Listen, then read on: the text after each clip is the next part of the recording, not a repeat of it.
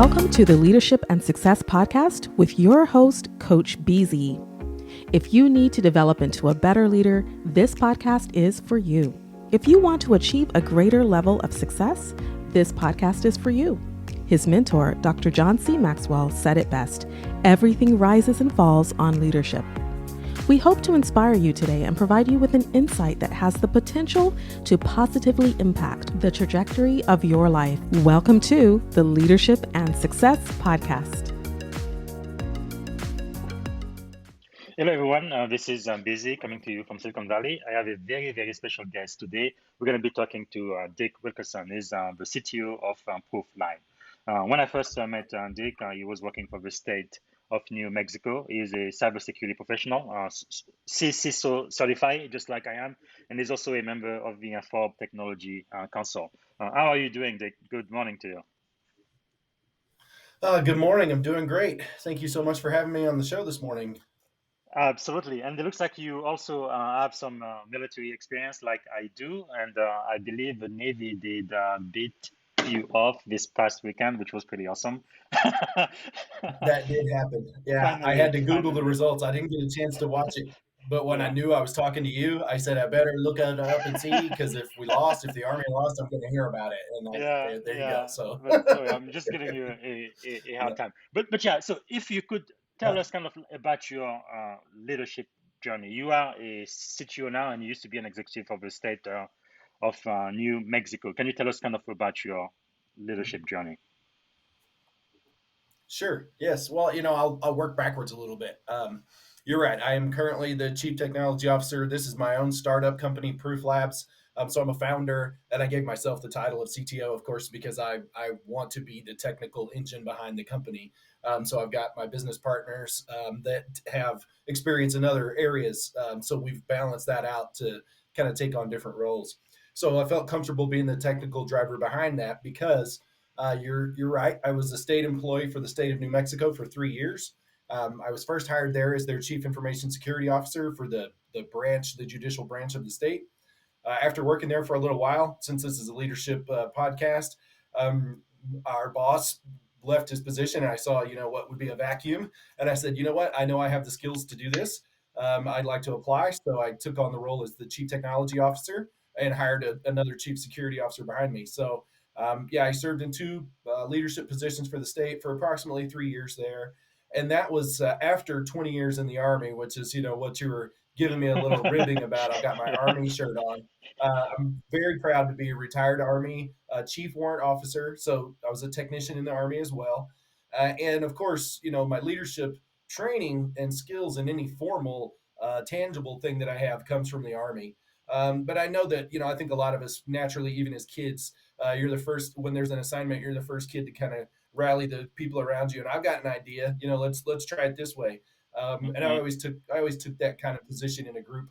And so leadership has always come natural to me. Yeah. And can you tell us a little bit about kind of like the transition? I'm sure, how long have you been in the Army? More than 20 years, right? I was in the Army for 20 years, and I retired in very beginning of 2019. Wow, so that it's is just been 3 years now. Pretty amazing. Retiring as a Chief Warrant Officer. And what was your very first rate or pay grade when you initially joined? Yeah, so I joined the Army as a private E1. Wow, no pretty rank, amazing. no pay grade at all. Just From E1 I to need a Chief job, Warrant and the Officer. Army said, Wow, that is that was it. really And I was enlisted for 5 fascinating. years. Yeah. Wow, this is great because a huge segment of my audience is actually in the military, Navy, Army, right? All across the thing. Yeah. So what is, I think you guys call it MOS. What was your MOS when you were yeah.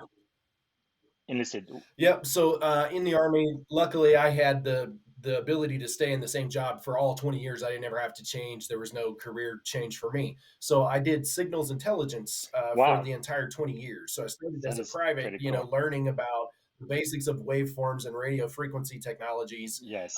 My very first, and this is a unique experience for me that I think helped in my leadership skills and helps me now. My very first school that I went to was, I went to boot camp, but then I went to a Navy base in Pensacola, Florida for my technical Oh training. And then no. I went from there to Yeah, to the National Security Agency, where I had exposure to every military service. All four of us sat in a class together, right? And so I got cultural influences from all the military branches. I got leadership examples from Navy chief warrant officers, Navy technical chief petty officers, Army chief warrant officers. I had all those people in that schoolhouse around me.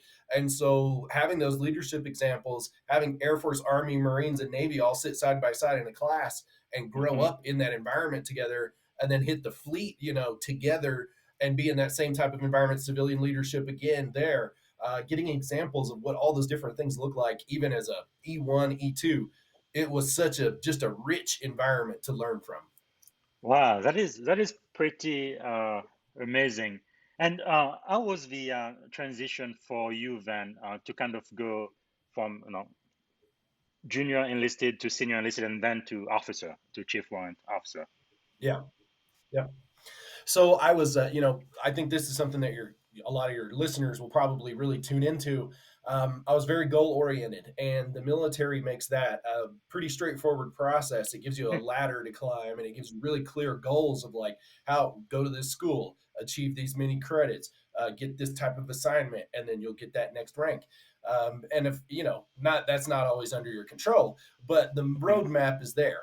And so, as an enlisted person, I saw a board up. It was kind of a recruitment board for the warrant officer program, and it had these very clear roadmap. This is how you get there, And Wow. I was an E3 or an E4 at the time, and I said, okay, step one, make sergeant, be good at that.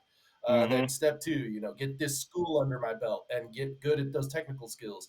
And it gave me a roadmap, 3 or 4 years of things to work on that I was really able to focus on, and it took that time. Don't get me wrong, it wasn't easy. It took 3 years of hard work and focus and checking things off to get there. And then I was selected as a warrant officer, but it was all in. It took 3 years of all in attention and effort to get there.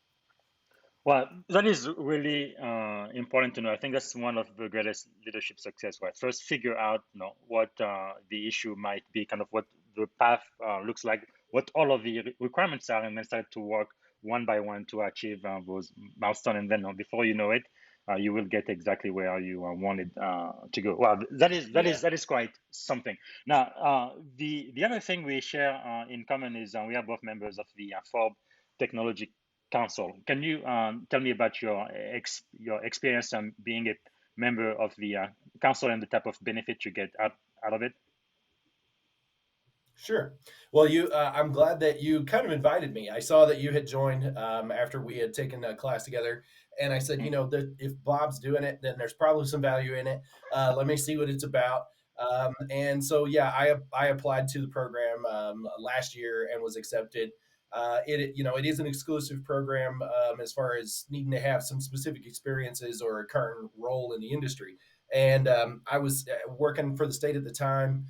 I had to kind of convince them that a state leader should be in the council because it Mhm. was primarily business leaders. And so to have somebody from inside government, I kind of had to get a little creative in my application and explain to them, even though I don't work for revenue or profit, I manage $12 million of taxpayer money every year. Yes. So that's the same as a medium sized business, Mhm. and I have that same skill set, the same demands as a leader from a technical perspective. We have the same enterprise that, a large bank would have, so Absolutely. I've still got that same skill set. And so Forbes agreed that, having a government leader and a voice in that made sense.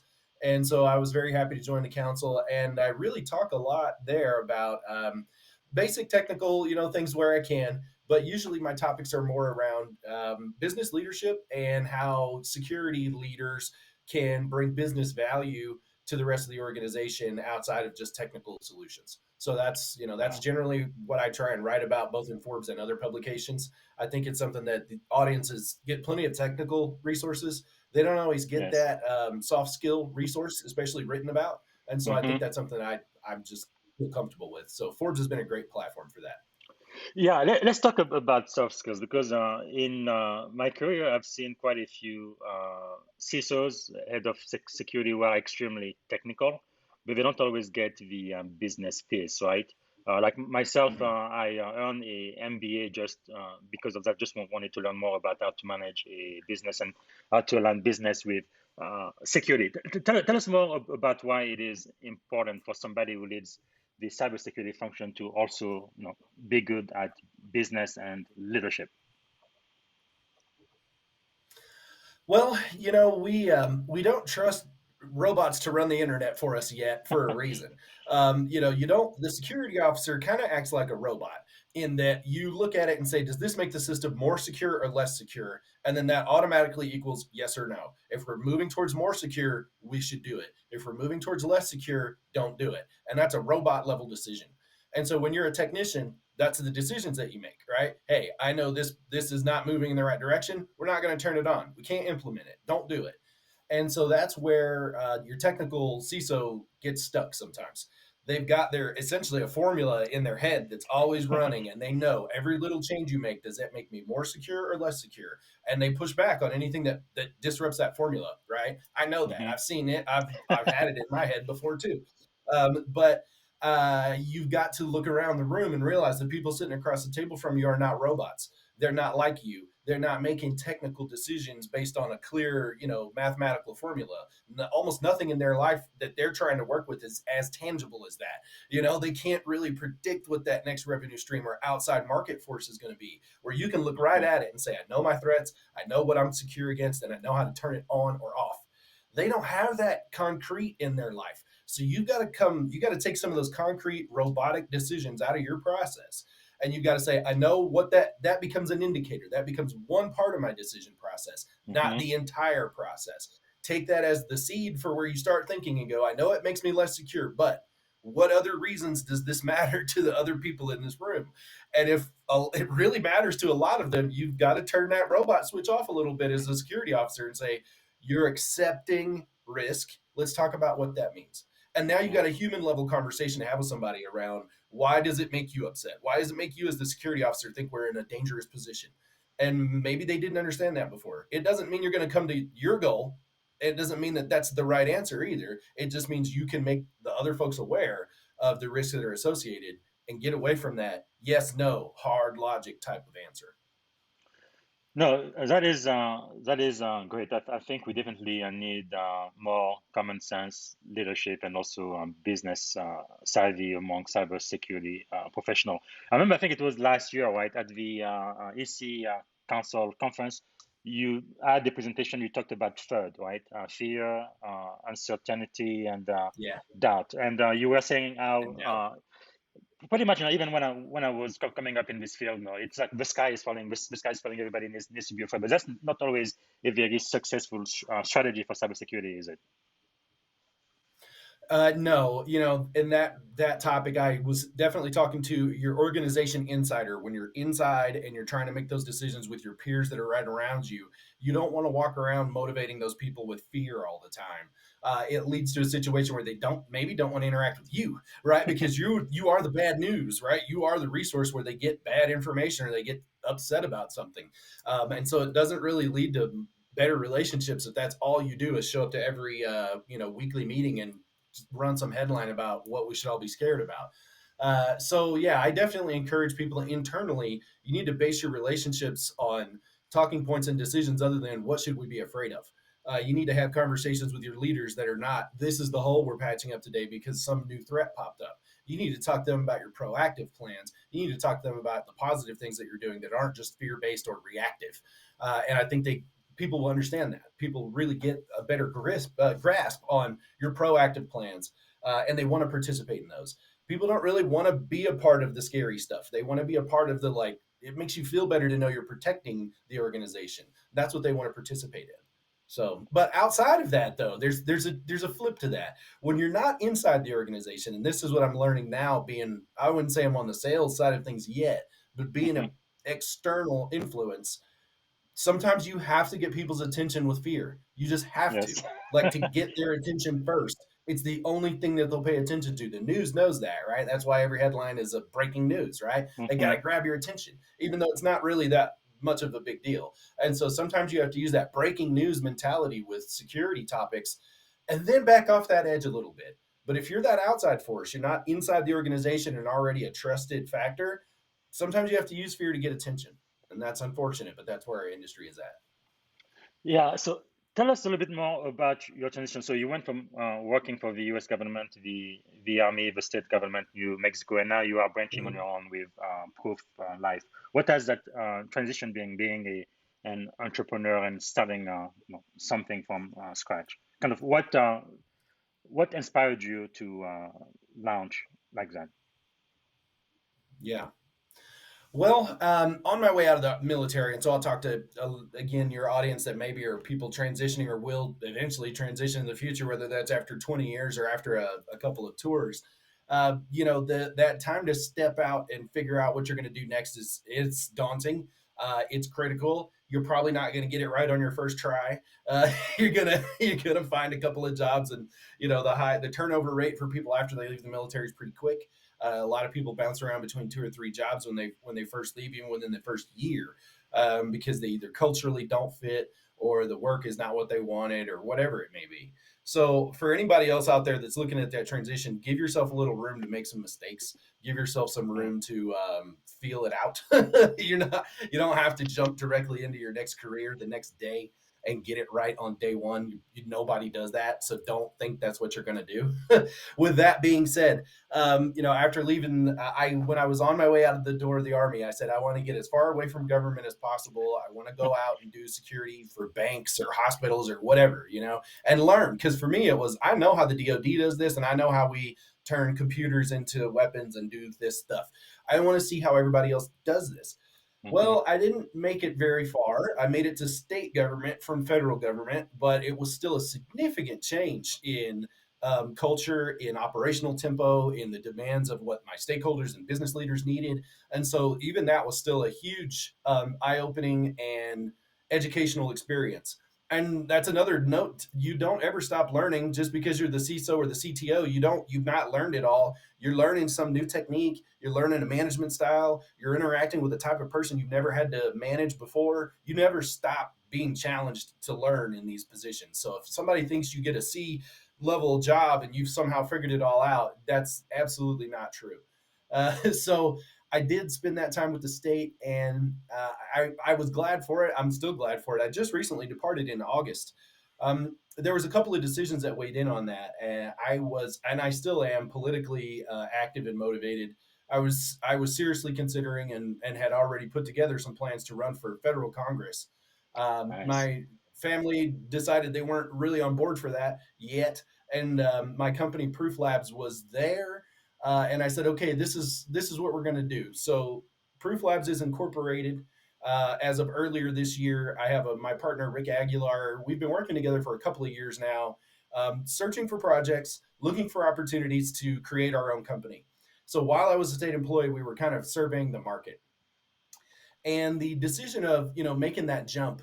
Um, I was already financially prepared to get into a political race where it would be a year with no income. And so when the political journey was put on pause for now, I said, okay, well, I think I have an opportunity here that I've got a year that I was already planning on having some space. Let me see what I can do with that time. And I went ahead and departed that job from the state, and we're out here. I'm in a space right now that we're here under the Proof Labs header. This is the Nice. Air Force Research Labs Economic Development Center for Space and Directed Energy. And so I am here with Proof Labs to offer cybersecurity services to the space development and technology industry that's burgeoning here in New Mexico. But the leadership decision to do that, it's exactly what you hear. It's scary. It's You're going to ask me later about failure. There's that fear of failure. It's all those things jumped into one. It's exciting. It's what could it be? What's the potential? And I think the biggest and hardest factor that I've had to deal with so far in this decision is any other time in my career, I was part of a very big apparatus. There was a lot of other people. There was an institution around me. And so success was really a team sport. And as you could be a great contributor, but the whole team had to be pulling the rope all at once to get it done, right? In a Hmm. startup, it is on you. There is not a apparatus around you, right? It's you and your buddy and whoever else you can grab by the collar and bring along, right? And if you get some money involved, even better, right? But yeah, you can't look around and say, if I don't show up today, somebody's probably got the watch. No, nobody's got the watch. If you're not doing it, nobody's doing it. And that's, I think, the biggest factor that maybe, especially people who have had a long career like we have in big organizations, that's going to be the biggest culture shock is waking up in the morning and not having a coworker. Wow. Knowing that nobody came to turn the lights on before you, you turn the lights on because you turn them on and off every day. So that's a big difference. Absolutely, definitely commend you for that. Looking at your stellar career again in the federal government, state government, and now launching on your own. What major advice would you have to a 20 years version of yourself, knowing what you know now, looking at all of the achievements you've had uh, so far? What is one major tip you would have for a 20-year-old version of you? Okay, okay. So what would I go back and tell myself when I was 20 years old? All Yes. right, all right. Um, I think there were times when I was, and I think some people wouldn't believe this, but there were times when maybe early on I was resting on my laurels a bit. I was letting that institution or that apparatus carry me, and I took a little bit of some breaks in along the way in the army as far as charging myself or pushing myself. And I know people, that's relative, right? When you're in the army or military, you're still really probably pushing yourself pretty hard. But I know that I there was a few years in there where I didn't maximize my capacity. I didn't take advantage of everything that the military had to offer. And if I could go back and talk to my 20-year-old self, I'd say, hey, some of these things you're not going to want to do, but this is the empty space you need to fill, and it's going to pay dividends later on. So yeah, I would say don't rest on your laurels, young man. This next 10 years, just because you have a lot of comfort in things around you in this career, you need to work hard because that career won't always be there. Wow, that is very, very great advice. So it's this part now in our show where I'm gonna be asking you my seven favorite questions. So starting with number one, what is the Mm-hmm. greatest lesson you have learned so far? Well, I think it goes back to when I was departing the military and a little bit of what we talked about just now. I do best on a team. Even if I'm not the leader of the team, I do best in a small team environment. I didn't jump out and start a cybersecurity company right away when departed from the military and retired because I knew that being a solo person, I wouldn't succeed. I wouldn't have the discipline or the drive, motivation, whatever it is, to go Mm-hmm. and get to work. And so for me, I found that being a leader on that small team, the reason that that motivates me so much is the service aspect of it. It's Mm, serving the other members of the team. It's giving them that coaching, that leadership, that mentorship, that, hey, we all ran into a problem together and let's work on a solution together. And not having the capacity to do that, not having other people around me to lead, that's what I was missing, right? And it's not that I have to be the person in charge. It's that I want to feel like we as a group are collaborating and that we as a group are sharing the challenges and the successes. And yes. so I think for me, that's definitely it. Is that what I've learned is I need a team so that I can serve and feel like the task we have is more important to everybody, bigger than yourself. That is fantastic. So what do you think is the secret of your success? Yeah, secret. Consistency, I think, is it. And that's not a secret. I think it's, as we talked about earlier, once you've achieved that one goal, if you've got a really big goal and you've got a whole ladder you're trying to climb, consistency. Take that little breather and get right back at it. Stay consistent. If you got timelines in that goal, hit them. If you've got whatever those markers are, hit them.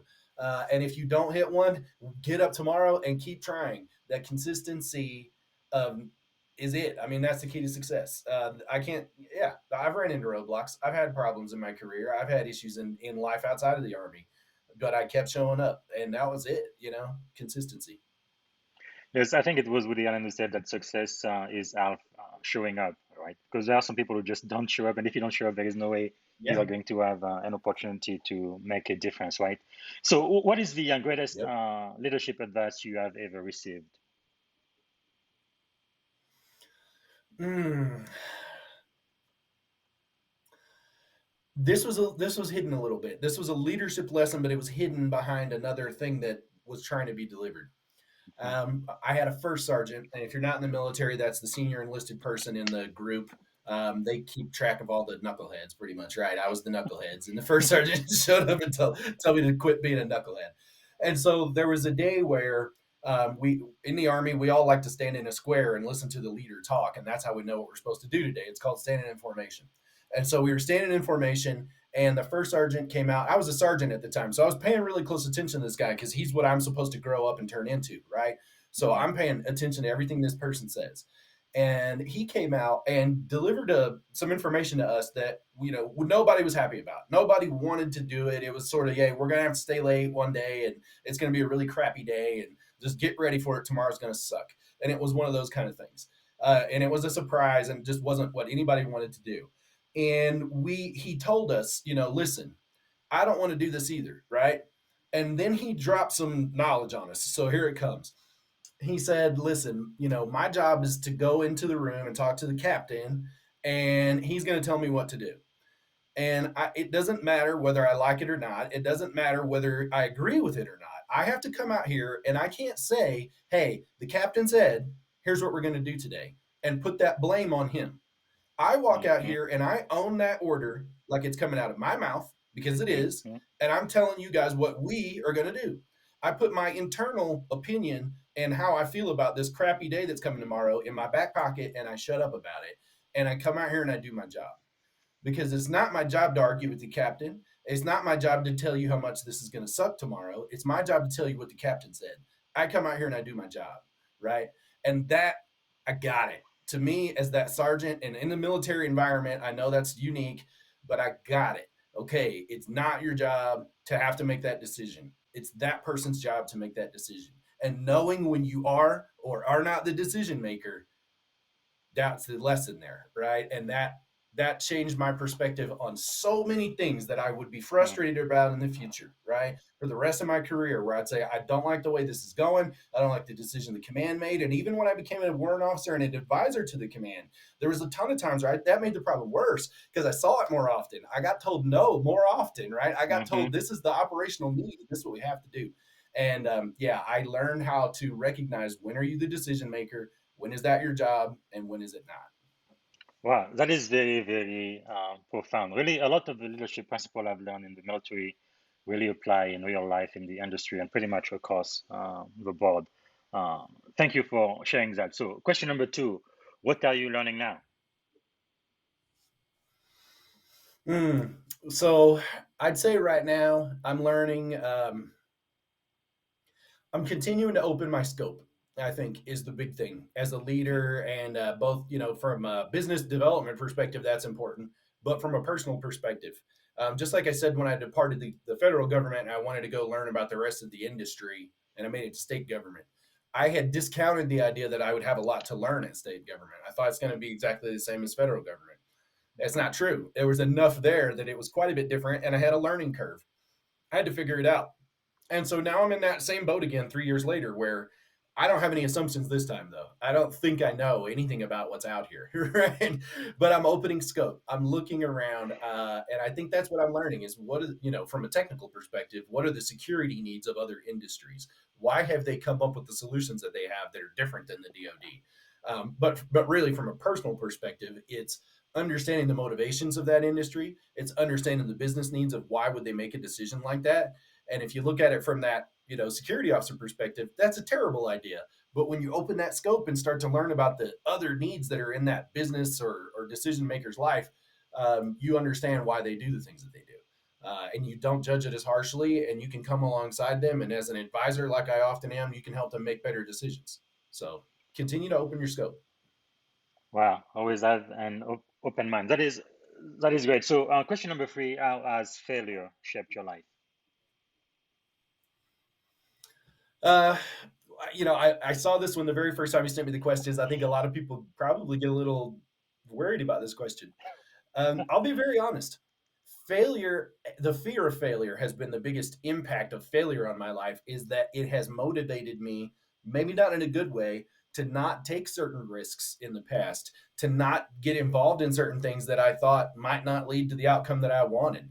And so I have limited myself at times. I've limited what I thought was possible because if I even slightly thought the outcome was going to be failure, I wouldn't do it. So unfortunately, failure has limited some of the things that I maybe would have wanted to do in life because I just avoided even the potential of failing. And that's not good. That's not good. I probably, who knows? Who knows? I don't want to look back and say what could have been, but I know for sure it has prevented me from taking, bold steps in the past that because that fear of what if was too much. Well, yeah, I think failure can definitely be a great teacher, right? If you learn from it, uh, Mhm. definitely. And question number four: who do you know that we should know? Who are some of your mentors and thought leaders you are following right now? Mhm. I'm going to give a shout out to what's a very niche thing, but her name is Debbie. This is on LinkedIn. Her name's Debbie, the Data Diva, right? And I don't read her everything she writes, but she is talking about data and data privacy and laws and regulations and the impacts of new technologies and just a topic set that I think impacts us all so much more than we realize. It's being built into the infrastructure behind you and around you, and you just don't know that it's there. It's in your devices. It's in every end user license agreement that you sign that says a year from now we're going to take your biometrics and do anything we want with it, right? And she is like the watchdog for the industry on all of that. Not just from a like legal perspective, but from just everything that's happening. So I would say if you have even a slight interest in keeping up with your own data privacy from a personal perspective or from an industry perspective, look for the Data Diva online. She's a really great resource. Yeah, she's one that I really enjoy watching. And then somebody else that really inspires me often is Naomi Buckwalter. Her real hard drive to help junior technicians or people that aren't in the cyber field. I signed up to work on one of her nonprofit programs. I do, I'm in the same boat. I'm trying to help small businesses through nonprofit efforts, but she's one that I think just encourages a lot of people that are in that junior career phase or probably getting turned down on job interviews. And she kind of helps people realize they're not alone, and that to some extent it's the industry's fault that they're maybe not getting what they should out of their career. So Yes, everybody in cybersecurity should know about Naomi. Absolutely. yeah, yeah. Well, thank you for sharing. And if you could choose three people to have dinner with, who would you choose and why? And they don't have to be alive, right? Even historical people is fine. Right. Oh man, that's good question. I okay, so uh, I'll have to say Jesus. Even in the ethereal plane type concept, I have to say Jesus. I am a Christian, and I would have never said that in the past, but that's definitely my answer now. He's there, and I guess if you're having dinner with Jesus, it doesn't matter who else you're having dinner with. But with that being said, I would say, and this is we're going to go on the total other end of the spectrum. Growing up, Carl Sagan, the astrophysicist who was behind the Cosmos series on PBS, was my absolute hero when it comes to science, right? I mean, he just inspired me. That show Cosmos inspired me in a way that I can't even explain it. I don't like reading books, and I went out of my way with my own money and bought the printed version of Cosmos because I wanted PBS didn't have it on all the time, and this was before the internet, right? So I wanted that material in my hands. I wanted to be able to look it up and think about it, reference it, whatever I wanted to. So Carl Sagan, both from the Cosmos series and from his other books, Contact and other things, just is somebody I would want to talk to. And then I think again, I say I don't read very much, but Philip K. Dick is about the only popular author that I would want to talk to and say, why did you come up with some of these themes? And why did you so often relate these humanistic themes inside your sci-fi stories? Yeah, so I think that's a really interesting blend. And for somebody who doesn't read very much, being inspired by a couple of authors in there, uh, three authors actually, they're all three authors. So Yeah. yeah. Well, that is fantastic. So, question number five: what have you read that we should read? I know you mentioned Philip K. Dick and his book. Anyone else? Well, any book that he has written, and of course, most of his books have become popular movies as well. So you Mhm. really can't go wrong because you can kind of get it from both angles there. The reason that I've always loved Philip K. Dick is, his sci-fi is not super far in the future, so it's got that little bit of a realistic edge to it, even though he wrote it a little while back. And then it's almost all other human themes beyond just what cool science and aliens are there going to be. So that's one. And then from the military reading perspective. There was a book I read a few years back. It's a collection of short stories. It's called Redeployment. I picked it up in an airport because I was, it was one of those I'm going to buy a book and read it on this long flight kind of things. It was probably the only time in my life I ever did that on purpose. And I read that thing cover to cover in like a day and a half, and because it's a collection of short stories. But if it's about coming back from being deployed, and it's just these they're fictional, and they're these human kind of a glimpse into the life of, and it's a variety of different things. Person who was disabled, a person who's not, just what kind of life issues, not even issues, just what is life like when you come back. And it just takes that not beat you over the head approach to like an expose. It's just more, it's a very human book. So anybody that even not in the military, read Redeployment to get a little bit of perspective on what life after coming back from a war zone and trying to be a normal person is. Check that out. Wow. Thank you so much for sharing. So, number six, what have you done that we should do? What is one action you have taken that has positively impacted your life? This is one that I do it repeatedly, but I think it was a decision or an action quite a few years back that I hold on to. Physical fitness, right? And you say, okay, of course, the army guy says go run and it'll make you better at stuff. Uh, that's true. But I'm not in the army anymore. And I thought in my mind, when I retire, am I never gonna exercise again? When I was a junior enlisted guy, that absolutely would have been true. I hated doing PT in my first few years in the army, and I almost wanted to get out of the military because of it. Right. Wow. Fast forward to I'm retired. I exercise more now than I ever did in the military. I'm in better shape than I was back then because it became more valuable to me outside of the army. That Hmm. need to get up, do that in the morning, have that consistency, know that I'm putting an investment into myself, into my health, into my mental well-being, and I Yes. know that this hour of the day is useful. If no other hour of the day, kind of like that make your bed thing, right? If Hmm. this is what I do useful today, I did it. It's done. The first hour of the day, I did something useful. And so that has been, 6 days a week. I'm up exercising, right? I don't miss it. And so I think that, whether it's not physical exercise, maybe it's the routine of a positive, uh, beneficial thing first thing in the morning. That could probably work for anybody. That is really great. Really, being fit, exercise is one of those things that's extremely important, but not urgent, right? You don't have the urge to do any of that, but if you do, the benefits are just mind-boggling. Thank you so much Yeah. for sharing. So, if you had one and only one day to live, what would you have liked your final contribution to be? One day to live, huh? Final contribution. Okay. Uh, I've got all these ideas for inventions and things that I would think maybe I would crank one of those out or at least write it down, the schematics or something. But I could write down 10 little things, and even if they all got built, they'd fade away, right? But in time, those things would fade away. I don't think I'm going to invent the next toilet or anything. So, it's like we're not, I'm not inventing the light bulb. So the last day, man, I think my answer is probably the same as a lot of people. I would not only spend so much time trying to tell the people that I love, that I love them, but I think Mhm. my message for the world would be that I would just spend that whole day telling people to stop fighting and love each other.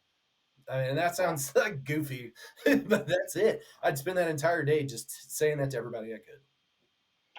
Yeah, actually, I think that is so important, so critical to just take a moment to appreciate, the people in your life. And yeah, I think there is nothing more important than that, even as a leader, right? You really want to appreciate Hmm. the people who work for you and who contribute to the mission. I feel Oh like yeah. in many ways, especially in the military, for sure, because we don't get paid much. at all compared to industry, but people are willing to even Yeah. give their life for the cause. I think sometimes people will do much more for you for appreciation than they would for monetary compensation Oh yeah. at times. But Yeah. yeah.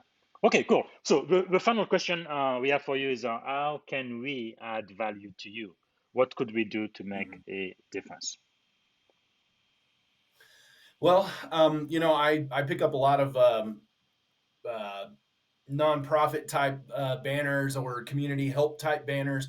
So I got a couple of lanes there that I think if you're watching this or if you're listening, there's a few ways you can help me. And we'll start on the nonprofit side, and then I'll talk a little bit about my business, the profit side. But I'd say keep an eye out for any opportunity that I might offer on LinkedIn to volunteer or support or mentor junior technicians or people that are trying to enter the industry of IT or cybersecurity. I'll continue to work with folks like Naomi. I'm continuing to try and build a resource here where senior folks may get a chance to do some consulting and contribute. So I'm always looking for opportunities in the community to either recruit new people, to help people on their journey, military transitioning folks, outside of tech. So I'm always trying to look for opportunities and present opportunities to kind of volunteer in that way. So please pay attention to my activity on LinkedIn for chances to volunteer or support the workforce. And then, for me personally, my company, Proof Labs, is a start. It's in startup mode. We're definitely trying to find the right product that we can deliver. Right now, we have consulting services available. We're focused on the space industry, but really it's technology as far as hardware, internals to your network, security architecture end to end, and those sort of big projects where nobody's thinking about security. That's really where we want to step in is a technical deployment of like IoT for a smart city or a base. And we want to be able to be the security thought process in the room when those big projects are going on. So please take a look at my company on LinkedIn, Proof Labs, and see if there's any opportunities for us to support you in your security needs. And then I'll be launching my own page to do consulting and really public speaking for motivational corporate events, talking about leadership, talking about creating a security culture in your organization, some those soft skills and very tangible ways to improve security in your organization. I'll be looking for opportunities to speak about that, keynotes and things like that. So keep an eye out for that. I've just recently got the domain, but the site's not up yet. So when the site gets up again, if you're watching on LinkedIn, it'll be all over the place. So Well, thank you so much, Dick, for your contribution to our industry. And I know you also have a book in the work. Once it's published, I definitely would like to have you back here. So, yeah. Dick Wilkinson, everybody, Chief Warrant Officer, Chief Information Security Officer, Chief Technology Officer, and the valued member of the Forbes Technology Council. Thank you so much for your time. Really appreciate that. And thank you, everybody, for watching or listening to the Leadership and Success podcast with your host, Coach Busy. See you next time. Thank you for listening to the Leadership and Success Podcast with your host, Coach BZ. If you like what you heard, please subscribe to our channels and come back for more wisdom nuggets on how you may develop into a better leader and achieve greater levels of success. Leadership is the most critical skill. The world will always need leaders to lead others, deploy the next disruptive technology, or execute a business strategy. You may as well decide on counting yourself among the 21st century leaders. See you right here next time on the Leadership and Success Podcast with Coach BZ.